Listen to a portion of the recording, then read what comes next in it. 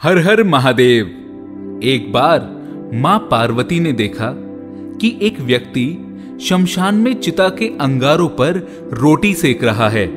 ये देखकर उन्हें बड़ा आश्चर्य हुआ और उनका मन बहुत दुखी भी हुआ। वे दौड़ी दौड़ी औघड़दानी शंकर जी के पास गईं और उनसे कहने लगी, भगवान, मुझे ऐसा लगता है आपका कठोर हृदय अपने अनन्य भक्तों की दुर्दशा देखकर भी नहीं पसीजता। कम से कम उनके लिए भोजन की उचित व्यवस्था तो कर ही देनी चाहिए। देखते नहीं, वो बेचारा भर्तहरि अपनी कई दिन की भूख मृतक को पिंड के दिए गए आटे की रोटियां बनाकर शांत कर रहा है। तब महादेव ने हंसते हुए मां पार्वती से कहा, शुभे, ऐसे भक्तों के लिए मेरा द्वार सदैव खुला रहता है, पर वो आना ही कहां चाहते हैं।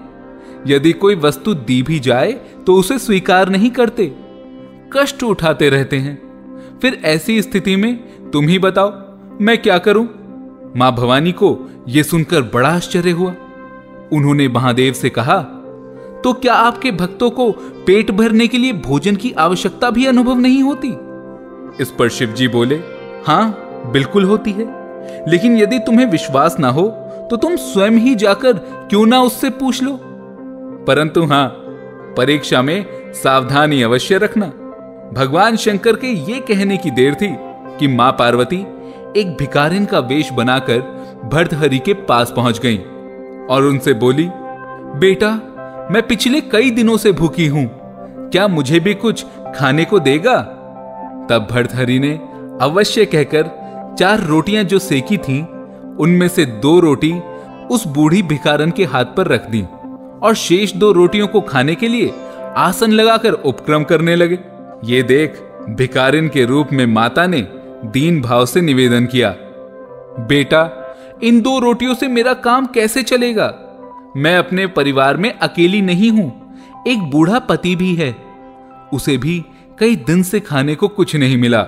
उस बुढ़िया की ये बात सुनकर भर्तहरि ने वो बची हुई 2 रोटियां भी भिखारिन के हाथ पर रख दी।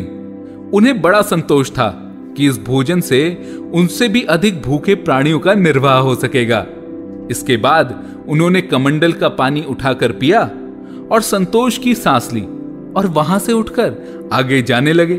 तभी उन्हें एक आवाज सुनाई दी, वत्स, तुम कहां जा रहे हो?